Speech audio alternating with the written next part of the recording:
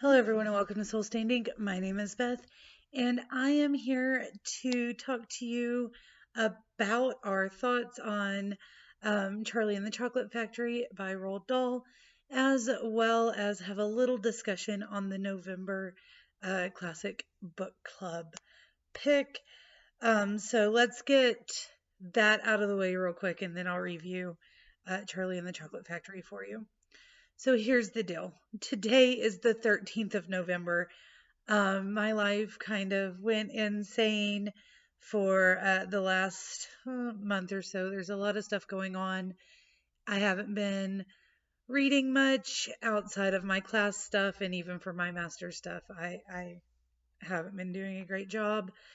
Um, we just finished the Veterans Day program, and immediately tomorrow, Monday the 14th, we are starting right in on the Christmas program. So we have a week's worth of Thanksgiving break.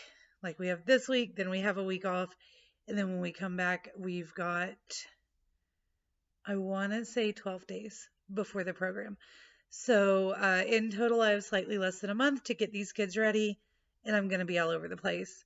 Um, so here is my suggestion. And if you guys would like me to go ahead and pull a book out of the jar and do all that stuff for November, I will. But I would like for us to take a break to just enjoy our week of Thanksgiving and maybe share some classic children's media.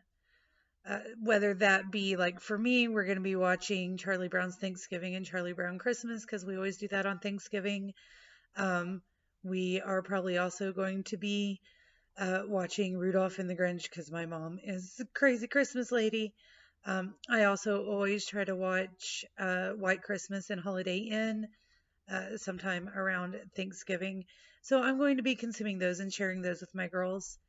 Um, and we're going to do units over Rudolph and over the Grinch in my classes. So, and we're reading A Christmas Carol in Senior English.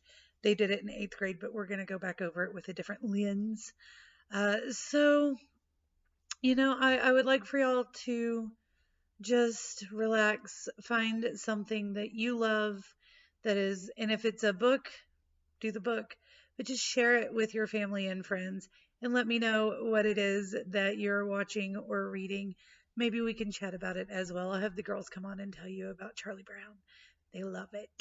All right, moving on to the book we read in October. We read Charlie and the Chocolate Factory by Roald Dahl. This book follows Charlie, and his family is very, very, very poor. And his grandpa Joe is, and other grandparents are kind of homebound, bedbound, and Charlie's parents work very, very hard. Charlie works hard, and it's a very cold and poor existence, but they love each other very much, and Charlie is a great kid. Willy Wonka, who owns a chocolate factory, he puts out the golden tickets, right?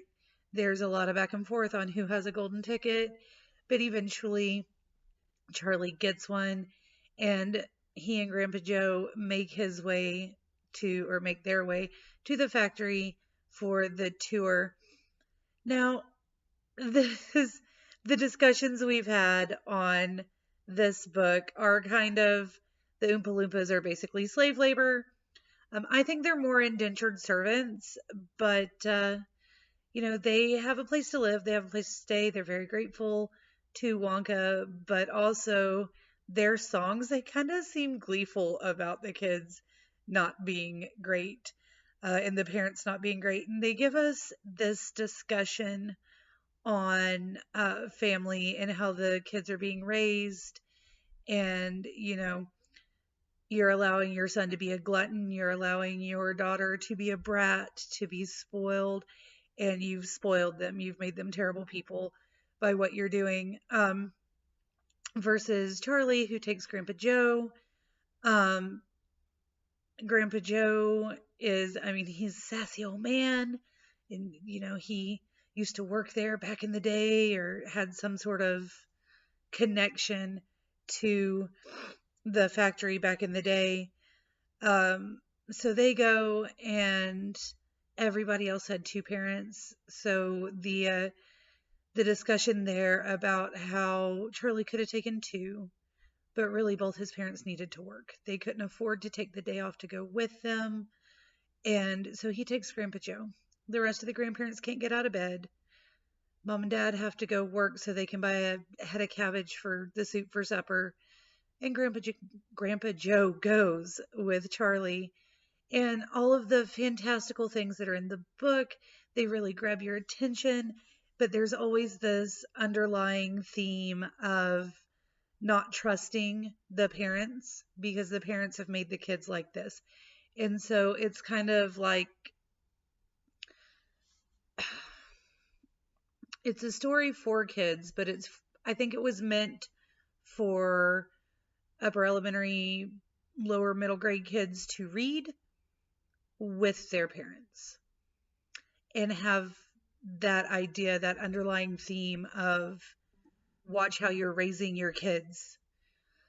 Because even when this book came out, there's always been people talking about you're spoiling them, spare the rod, spoil the child. Um, you should beat your child more. You should stop beating your child and feed them candy, all the things. And this book kind of walks the line between having that discussion and still being a fun read for kids. In the second book, I think it's The Glass Elevator. I have not read that in a really long time, but it carries on this discussion of Charlie was raised well, he was taught right, and so he is allowed to become this wealthy and well-loved individual. I think it's very interesting that that is the direction that Roald Dahl decided to take this book, but all of his stories are kind of politically charged, even though they are for children. So, and this one is very much well beloved and well known. I did enjoy reading it. Like I said in a previous video, I was reading it with my fifth grade. I have them second hour, so we do music for a little bit, and then they get breakfast, and they have I give them 10-15 minutes to eat their breakfast. And so we were listening to about a chapter a day, and we very much enjoyed it. Some of them were not listening to it. One of them was just shushing everybody every couple of seconds. So it was a lot of fun. Now, you may have noticed I did not do a video on Roald Dahl himself. Have not made that biography video this month. If you would like for me to go ahead and do that, let me know and I will get it out. But I should have done it over a month ago. And I just kind of got behind and never got to it. So if you would like to have that information, let me know and I will go ahead and put one together for you guys. Other than that, that is all I have for you today. I hope you are having a fabulous Sunday afternoon. I will talk to you again soon. Until then, stay safe. Bye.